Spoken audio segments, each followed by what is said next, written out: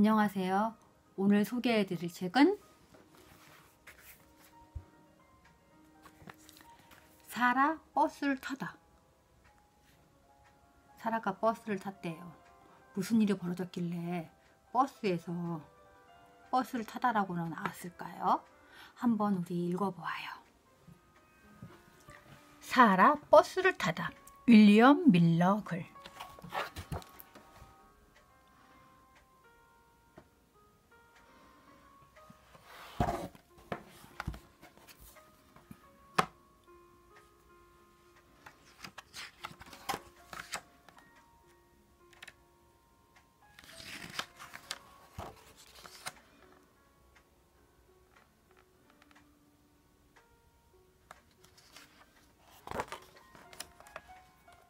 아침마다 사라는 엄마와 함께 버스를 탔습니다. 언제나 백인들과는 구분되어 뒷자리에 앉았지요. 고개를 돌려 자기를 쳐다보는 백인 아이들에게 사라는 얼굴을 찡그려 보였습니다. 백인 아이들도 얼굴을 찡그리며 웃어댔습니다. 그러다가 엄마들에게 잔소리를 들은 뒤에야 바로 앉았습니다. 언제나 이래왔단다. 자리에 앉아있는 것만으로도 만족해야지. 엄마는 두 손을 깍지 낀 채 이렇게 말하곤 했습니다.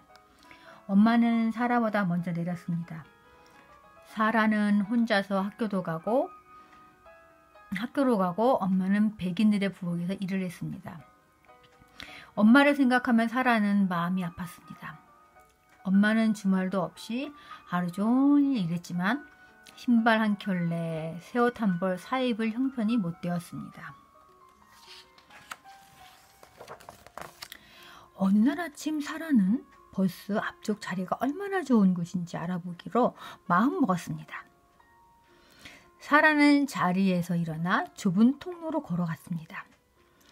별다른 것도 없어 보였습니다. 창문은 똑같이 지저분했고 버스의 소음도 똑같이 시끄러웠습니다.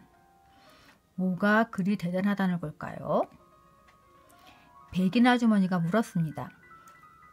뭘 잃어버렸니 꼬마야? 아니요 아주머니, 뭐 특별한 게 있는지 알아보고 싶었을 뿐이에요. 아주머니가 말했습니다. 내 자리로 돌아가는 게 좋겠구나. 모두들 사라를 쳐다보았습니다. 사라는 엄마를 떠올렸습니다. 하루가 끝날 무렵 엄마는 얼마나 고단해 보였던지 사라는 계속 나갔습니다. 앞쪽 끝까지 가서 운전사 옆자리에 앉았습니다. 사라는 운전사가 기어를 바꾸고 두 손으로 커다란 핸들을 돌리는 것을 지켜보았습니다. 운전사가 성난 얼굴로 사라를 쏘아보았습니다. 꼬마 아가씨, 뒤로 가서 앉아라. 너도 알다시피 늘 그래왔잖니. 사라는 그대로 앉은 채 속으로 말했습니다. 뒷자리로 돌아갈 아무런 이유가 없어. 버스 운전사는 뭐라고 중얼거리더니 브레이크를 밟았습니다. 버스가 끽 소리를 내며 갑자기 멈춰 섰습니다. 규칙을 따르지 못하겠다면 이제부턴 걸어가거라. 운전사가 덜컹 소리를 내며 문을 당겨 열었습니다. 사라는 외롭고 무서웠습니다. 사라 생각에 버스에서 내리는 것도 학교까지 걸어가는 것도 그리 어려운 일은 아니었습니다. 하지만 걷기엔 꽤 먼 길이었지요. 다른 아이들은 아무도 그러지 않았는데 왜 사라만 걸어가야 하나요? 사라는 작지만 당당한 목소리로 말했습니다. 문 닫으셔도 돼요. 전 학교까지 타고 가겠어요.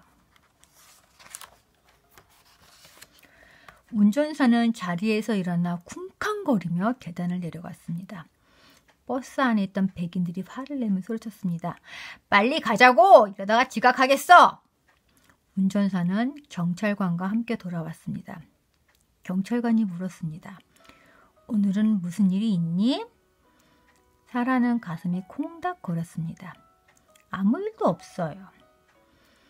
법이 뭔지 너도 알게다. 그렇지? 그럼요. 학교에서 배웠어요. 경찰관이 살짝 웃으며 말했습니다.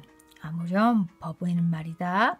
너희 같은 사람들은 버스 뒷자리에 앉아야 한다고 나와 있단다. 그래서 말인데 법을 어기고 싶지 않다면 내 자리로 돌아가거라.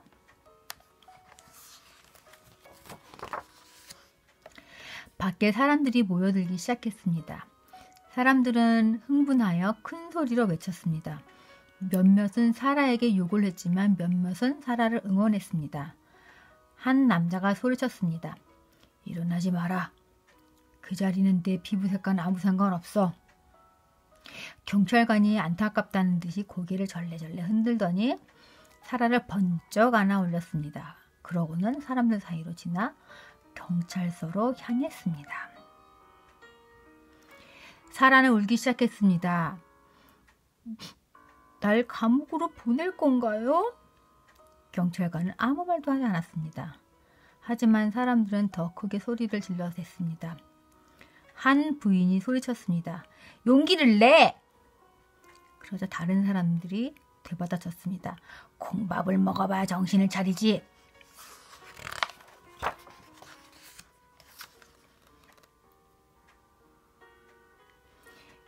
경찰관이 엄마에게 전화를 하는 동안 사라는 커다란 책상 앞에 앉아 있었습니다. 키가 큰 남자가 사진기를 들고 와 사라의 사진을 찍었습니다. 신문사에서 나왔단다. 용기 있는 행동을 한 사람에 대한 기사를 쓰고 있어. 남자의 말에 경찰관이 크고 거친 손으로 사라의 등을 토닥이며 대꾸했습니다. 꼬맹이가 잠시 헷갈렸을 뿐이요. 사라에 대한 이야기는 빠르게 퍼져나갔습니다. 많은 사람들이 사라를 보러 왔습니다. 누군가 사라에게 초콜릿 과자를 가져다 주었습니다. 사라는 과자를 한 입 베어 물고 나서야 자기가 얼마나 배가 고팠는지 깨달았습니다. 과자를 반쯤 먹었을 때 엄마가 왔습니다. 엄마가 손을 내밀며 말했습니다. 가자. 경찰들이 진짜 범죄자들을 잡으러 가야 할 때인 것 같구나. 경찰관이 사라와 엄마의 뒤통수에 대고 소리쳤습니다. 앞으로 당신 딸이 어디에 앉아야 하는지 단단히 일러주시오. 밖으로 나오자 신문 기자가 사라의 사진을 좀 더 찍고는 잘 가라고 손을 흔들어 주었습니다. 사라가 엄마와 함께 사람들 사이로 외치고 나가며 말했습니다. 미안해요, 엄마. 말썽을 일으키려고 했던 건 아니었어요. 그냥 뭐가 그리 특별한지 알고 싶었을 뿐이에요. 괜찮다. 넌 아무것도 잘못한 게 없어. 사라와 엄마는 아무 말 없이 집으로 걸어왔습니다. 그날 밤 엄마는 사라의 방으로 들어와 사라를 안아주었습니다. 사라야, 엄만 너한테 화나지 않았어. 넌 세상에 어떤 백인 아이 못지않게 착한 아이란다. 너는 특별한 아이야. 사라는 몹시 혼란스러웠습니다. 그런데 왜 나는 버스 앞자리에 타면 안 되나요? 법이 그렇기 때문이야. 법이라고 다 좋은 건 아니지만. 사라가 엄마의 피곤한 눈을 올려다보며 물었습니다. 법은 절대로 바뀌지 않나요? 엄마는 부드럽게 대답했습니다. 언젠가는 바뀌겠지. 이튿날 아침 엄마는 사라에게 버스를 타는 대신 걸어가는 건 어떻겠냐고 물어보았습니다. 엄마는 웃으려 애썼지만 사라는 엄마의 눈에 고인 눈물을 보았습니다. 어쨌든 날씨가 그리 춥지 않구나. 하느님은 우리에게 낡은 버스가 아니라 두 다리를 주셨어. 그렇지? 맞아요, 엄마. 난 걷는 게 좋아요. 얼마든지요. 둘은 버스 정류장을 천천히 지나갔습니다. 사람들이 고개를 돌려 수군댔습니다. 사라 또래의 사내 아이 하나가 신문과 연필을 가지고 뛰어왔습니다. 사인 좀 해줄래? 엄마가 소년한테서 신문을 받아들고는 싱긋 웃었습니다. 우리 딸이 영웅이라도 된 것 같구나. 사라는 신문 첫 장에 난 자신의 사진을 보고 몹시 쑥스러웠습니다. 엄마 얼른 가요. 사라가 엄마를 재촉했지만 이미 늦은 뒤였습니다.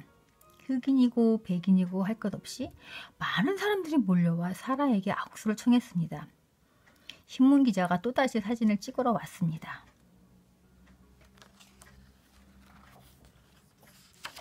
사람들은 사라를 뒤따라 걸었습니다. 사라는 마음이 뿌듯해졌습니다. 엄마가 말했습니다. 웃어도 괜찮아. 넌 특별한 아이지 않니? 그날은 어떤 흑인도 버스를 타지 않았습니다. 그 다음날도 마찬가지였습니다. 버스 회사는 당황했습니다. 시장도 어쩔 줄 몰라 했습니다. 그리하여 사람들은 끝내 법을 바꾸었습니다.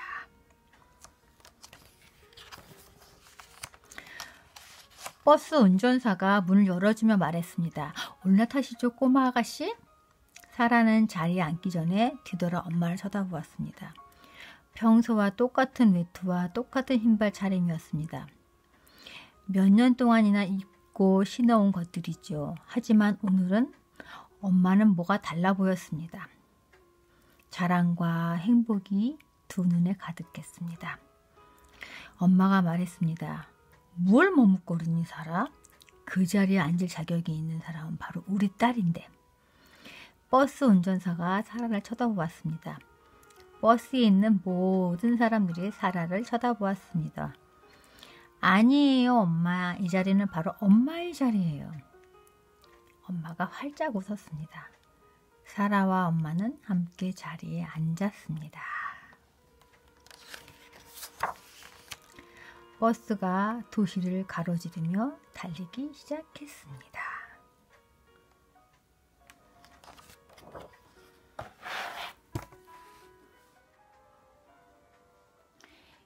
이 그림책은 미국 흑인 민권운동의 불씨가 된 로사 박스 사건을 바탕으로 만들어진 글입니다.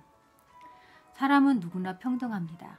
하지만 오래전엔 그렇지 못했었고 지금도 가진 자와 못 가진 자, 권력자와 그렇지 못한 자에 대한 불평등은 간혹 행해지고 있죠. 우리는 불평등 앞에서 얼마나 당당하게 자신의 권리를 주장하고 있을까요? 누군가의 용기 있는 행동이 이 사회는 변화시킬 수 있는 것을 실제 사건을 통해 아이들의 눈높이로 읽을 수 있어서 좋았습니다. 사람은 누구나 평등합니다. 법 앞에서 평등하며 성별, 종교, 사회적 신분과 권위에 의해서 차별받아서는 안 됩니다.